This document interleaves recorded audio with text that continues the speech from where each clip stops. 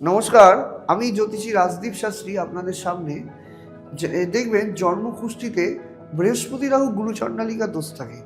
এই গুরুচণ্ডালিকা দোষ থাকলে শিশুদের ক্ষেত্রে কি সমস্যা হয়? শিশুরা কিন্তু নেশাসক্ত হয়ে পড়ে এবং বাবা মায়ের উপরে মুখে অল্প কথায় কিন্তু তর্ক বিতর্ক কিন্তু করে এবং আস্তে আস্তে ধীরে ধীরে কিন্তু অবাধ্য হয়ে পড়ে। মিথ্যে কথা বলা, চুরি করা, দেখা গেলো বাড়ি থেকে মায়ের ব্যাগ থেকে বাবার ব্যাগ থেকে পয়সা নিয়ে গিয়ে বন্ধুদের খাইয়ে দিল।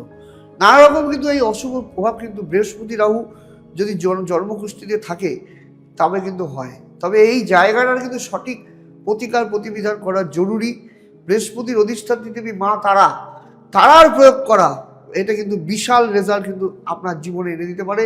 মা তারার প্রয়োগ করে বৃহস্পতি এবং রাহুকে এই গুরুচণ্ডাল দোষের উপাচার করে নেবেন, প্রতিকার করে নেবেন, দেখবেন তা বাচ্চা কিন্তু ধীরে ধীরে কিন্তু সৎ এবং নির্ভীক হবে।